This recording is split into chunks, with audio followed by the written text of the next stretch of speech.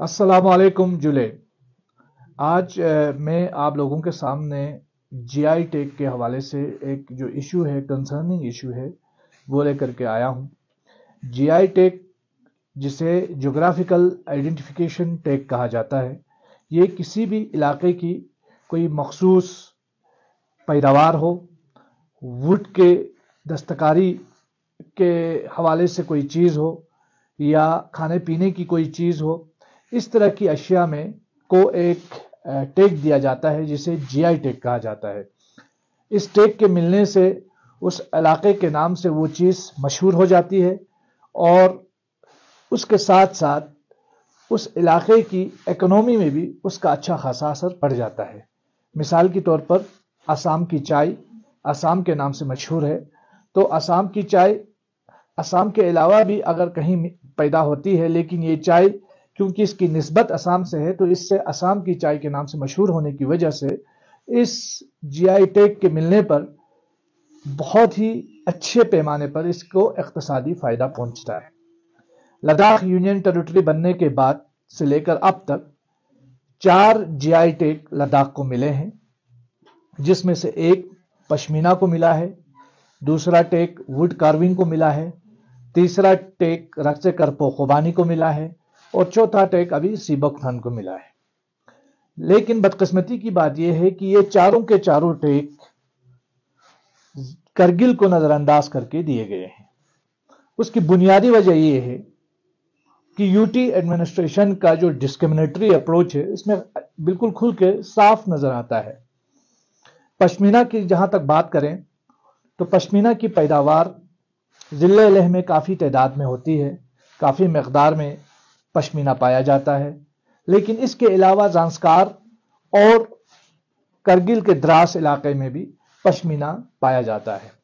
لیکن جب یہ جی آئی ٹیگ ملا تو یہ جی آئی ٹیگ ضلع لیہ کو دیا گیا۔ کرگل میں اس پر کوئی لوگوں نے آپتی نہیں دکھائی، کیونکہ لوگوں کا یہ خیال تھا کہ اس کی پیداوار کی جو کثیر تعداد ہے وہ لیہ میں ہوتی ہے، تو اس لیے شاید یہ جی آئی ٹیگ لیہ کو دیا گیا ہے۔ اس کے فوراً بعد ووڈ کارونگ کو جی آئی ٹیگ دیا گیا۔ اس جی آئی ٹیگ کو بھی لیہ کے لیے دیا گیا۔ تو تیسرا جو جی آئی ٹیگ ملا وہ جی آئی ٹیگ رقص کرپو خوبانی کو دیا گیا۔ بدقسمتی کی بات یہ ہے کہ یہ جو خوبانی ہے، ہندوستان میں سب سے زیادہ خوبانی کی پیداوار کرگل میں ہوتی ہے۔ یہی نہیں بلکہ 70% جو خوبانی کی پروڈکشن ہوتی ہے وہ کرگل سے ہوتی ہے۔ اس کے باوجود بھی جو متاسفانہ ڈسکریمنیٹری رویہ ہے یو ٹی ایڈمنسٹریشن کا، اس کی بینٹ کرگل کی یہ پیداوار چڑھ گئی، اور یہ پیداوار بھی لیہ میں دیا گیا۔ اب یہاں یہ 2 چیزیں ہیں۔ پہلی چیز یہ ہے کہ کیا یہ جو جی آئی ٹیگ دینے پر اس میں کوئی عمل دخل لیہ کے عوام کا ہے؟ تو اس میں لیہ کے عوام کا کوئی عمل دخل نہیں ہے، بلکہ ہر علاقے کے آدمی یہ چاہیں گے کہ وہ جی آئی ٹیگ حاصل کرے اور ان کی جو پیداوار ہے ان کے علاقے کے نام سے مشہور ہو۔ تو اس کا ذمہ دار کون ہے؟ سوال یہ پیدا ہوتا ہے۔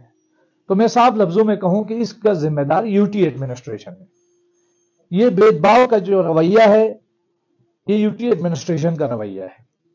ابھی میں نے سنا اور مجھے باوثوق ذرائع سے یہ خبر بھی ملی کہ جو سیبک تھن کا جو یہاں پہ ٹیم بنائی گئی اس کو جی آئی ٹیگ دینے کے حوالے سے، کرگل سے ایک بھی فارمر کو یا کسی ایک بھی ایکسپرٹ کو، صرف ایک ایکسپرٹ کے علاوہ کسی کو نہیں بلایا گیا۔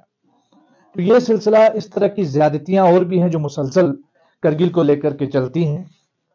آئی ٹی بی پی کی ریکروٹمنٹ کا مسئلہ ہو، یا یہاں کی جو لوکل زبانیں ہیں اس کو ختم کرنے کا سلسلہ ہو، ایک سسٹمیٹک اپروچ جو یو ٹی ایڈمنسٹریشن کا چل رہا ہے۔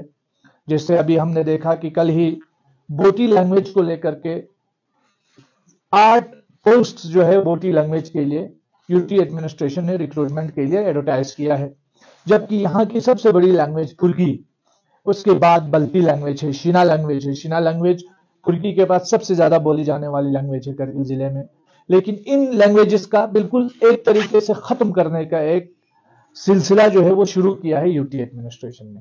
یہی نہیں بلکہ پورے لداخ کے اندر اور ہمارے ایسٹ وائل اسٹیٹ کے اندر जो उर्दू लैंग्वेज जिसे हम राबिते की लैंग्वेज कहते हैं, उस लैंग्वेज को भी खत्म करके जबरदस्ती जो कम इंटरेस्टेड वाली जुबानें हैं उसको हमारे ऊपर जबरदस्ती थोपा जा रहा है। अगर हम बात करें करगिल की, यहां पे पहले भी जो अरबी फारसी टीचर्स के काफी रिक्रूटमेंट होती थी, लेकिन जब से यूटी बनी है तब से ये रिक्रूटमेंट का सिलसिला भी बंद हो गया है। चाहे जीआई टेक हो, चाहे रिक्रूटमेंट हो, चाहे आपकी डेवलपमेंटल एस्पेक्ट से भी देखें, जो ज्यादतियां, ये जो डिस्क्रिमिनेशन है, ये एक मुझे लगता है क्योंकि अब 4 साल हो गए और इन 4 सालों में खुल के चीजें सामने आ रही हैं, तो ये सब कुछ डिजायरेबल अटेम्प्ट लग रहा है यूटी एडमिनिस्ट्रेशन का। हालांकि हमसे कहा गया था कि बहुत ट्रांसपेरेंसी होगी, अकाउंटेबिलिटी होगी, अकाउंटेबिलिटी चेक किया जाएगा, करप्शन के खिलाफ सख्त कदम उठाए जाएंगे, लेकिन करप्शन के खिलाफ पिछले 4 साल में एक भी कदम नहीं उठाया गया। अकाउंटेबिलिटी कहीं पे नजर नहीं आ रही है, ट्रांसपेरेंसी किसी भी लेवल पे नहीं है। तो सवाल यह है कि ये जो डिस्क्रिमिनेशन का जो सिलसिला है ये आखिर कब तक चलता रहेगा।